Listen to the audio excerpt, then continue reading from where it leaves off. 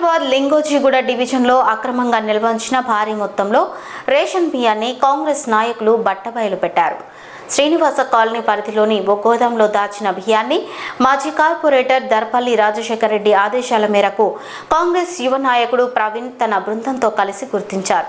ప్రభుత్వానికి అపదృష్ట కలిగించేలా కొంతమంది రేషన్ డీలర్లు అక్రమార్కులతో చేతులు కలిపి ఉచిత బియ్యాన్ని పక్కదారి పట్టిస్తున్నారని కాంగ్రెస్ నేతలు ఆరోపించారు. సమాచారం అందుకున్న ఎల్బీనగర్ ఎస్ఓటీ పోలీసులు ఘటనా స్థలానికి చేరుకుని గోదాంను సీజ్ చేశారు. ఈ ఘటనలో గోదాం యజమాని సుధాకర్ పరారీలో ఉన్నట్టు పోలీసులు తెలిపారు. కిలోకు తక్కువ ధరకు కొనుగోలు చేసి అధిక ధరలకు ఇతర రాష్ట్రాలకు తరలిస్తున్నారని ఆరోపణలు వినిపిస్తున్నాయి. సుమారు 60 టన్నుల వరకు రేషన్ బియ్యం నిల్వ ఉంచినట్లు గుర్తించిన అధికారులు ఈ ఘటనపై దర్యాప్తు కొనసాగిస్తున్నారు. బాధ్యులపై కఠిన చర్యలు తీసుకోవాలని కాంగ్రెస్ నేతలు డిమాండ్ చేశారు.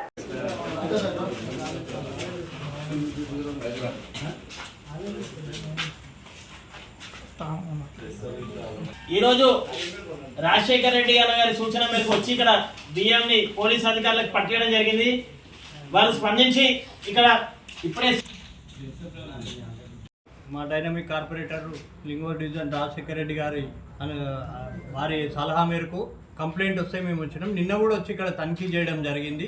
తనిఖీ చేసి కంటే ఇన్ని లేవు బియ్యం. ఇవాళ చూస్తే 20 టన్నుల బియ్యం వచ్చినాయి.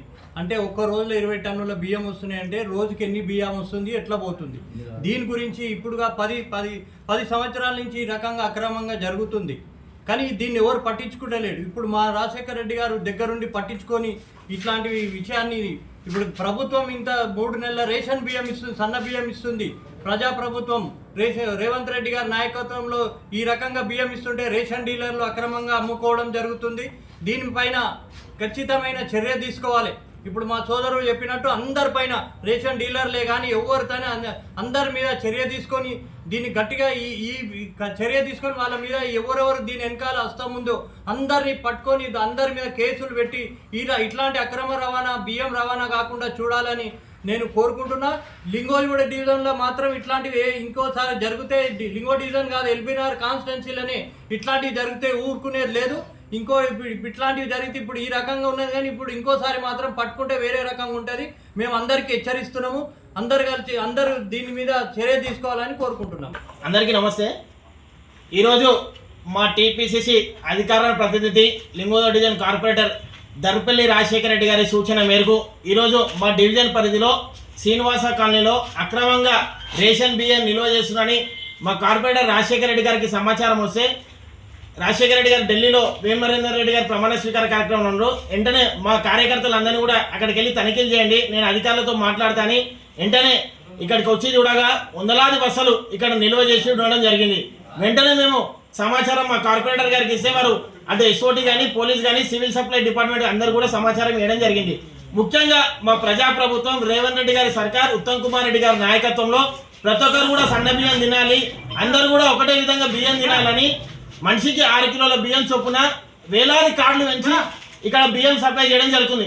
కానీ దురదృష్టం ఏంటంటే మొత్తం రేషన్ డీలర్లు అంతా కూడా ఇక్కడ కొమ్ము కాస్తూ అందరూ కూడా అధికారులు ఏఎస్ఓ డిఎస్ఓలు ఎవ్వరు కూడా పట్టించుకుంటలేరు.